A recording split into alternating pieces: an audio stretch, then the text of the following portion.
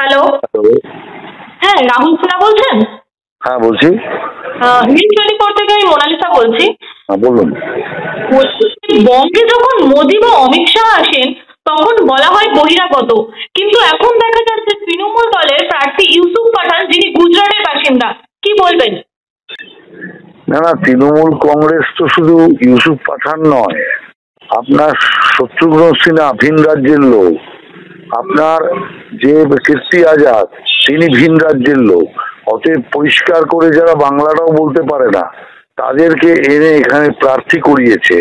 অতএব যারা ভিন রাজ্য বলে এত চিৎকার করে তারা যে পুরোপুরি সেটা যে একটা দ্বিচারিতা করে, এটাই তার সবচেয়ে বড় প্রমাণ। নিজেদের যখন দরকার হয় তখন বাইরে থেকে লোক হায়ার করে নিয়ে আসে, একটা নিজের দেওয়ার প্রার্থী পর্যন্ত খুঁজে পায় না। এটাই হচ্ছে তৃণমূলের অবস্থা, যে আজকে তৃণমূল প্রার্থী খুঁজে পাচ্ছে না, বিহার থেকে, ঝাড়খণ্ড থেকে, গুজরাট থেকে প্রার্থী খুঁজে নিয়ে আসতে হচ্ছে। আচ্ছা, এই মুহূর্তে যেটা সব থেকে বড় খবর, ছোট ভাই বাবুনের সঙ্গে সম্পর্ক ছিন্ন করলেন মমতা ব্যানার্জি। বললেন পরিবার নিয়েও যা খুশি করুক, আমার সঙ্গে ওর কোনো সম্পর্ক নেই। কি বলবেন? আসল কথা, তৃণমূলের মধ্যে যে একটা অসন্তোষ এবং দলবাজি যেভাবে তৃণমূলের মাথাচাড়া দিয়েছে, সেটা এখন তৃণমূলের মানে পার্টি ছাড়িয়ে বাড়িতে গিয়ে ঢুকেছে।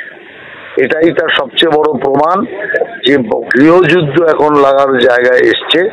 যদিও বাবুন ব্যানার্জি 180 ডিগ্রি ইউটার্ন করেছে, কিন্তু ঘটনাটা থেকে পরিষ্কার বোঝা যাচ্ছে যে তৃণমূলের যে ঝগড়া সেটা এখন মমতা ব্যানার্জির ঘরেও শুরু হয়েছে, দলবাজির নাটক।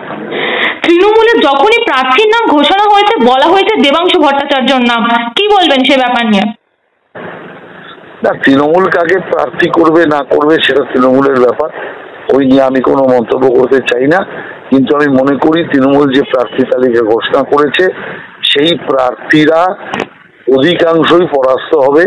বিজেপি এই রাজ্যে 35টারও বেশি আসন জয়লাভ করবে। সেখানে দাঁড়িয়ে অভিজিৎ গঙ্গোপাধ্যায়কে তিনি বলছেন যে তিনি রাজনীতির দিক থেকে দেবাংশু সিনিয়র, 61 বছরের একজন মানুষ। তিনি সেই বারংবার একই কথা বলছেন। কি বলবেন সে ব্যাপার নিয়ে? না না না, স্বাভাবিকভাবেই যে অভিজিৎ ব্যানার্জি অনেক অভিজ্ঞতা সম্পন্ন একজন জাজ, তিনি যতটা অনুভব যার থাকে, অন্য যারা সদ্য রাজনীতিতে এসছে তাদের সেই অনুভব সম্ভব নয়। অতএব আমি মনে করি যে এই নিয়ে বিতর্ক হওয়াটাই কোনো যৌক্তিকতা নেই। যাদবপুরে মিনি বাস সায়নী প্রার্থী, এই ব্যাপারে আপনার কি মন্তব্য? না না, কত ভালো হলো যে উদ্বাস্তু এলাকা, সেখানে এই যে শিব ঠাকুরকে নিয়ে যে অপমানকর মন্তব্য সায়নী করেছিল, সেই মন্তব্য তো এখন ওকে পেছনে তাড়া করে বেড়াবে।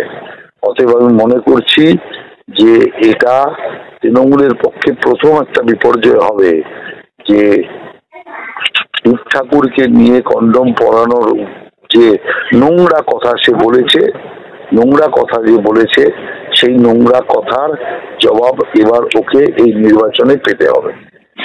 এই মুহূর্তে যেটা সব থেকে বড় খবর উঠে এসেছে, আপনি অনেক দিন ধরে বিজেপিতে যুক্ত আছেন, কিন্তু ব্যারাকপুরে যিনি রয়েছেন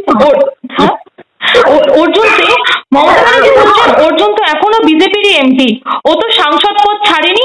ব্যারাকপুরে আমাদের প্রার্থী পার্থ ভৌমিক। এই নিয়ে আমি এখন কিছু বলতে চাইছি না। ঠিক আছে, ধন্যবাদ।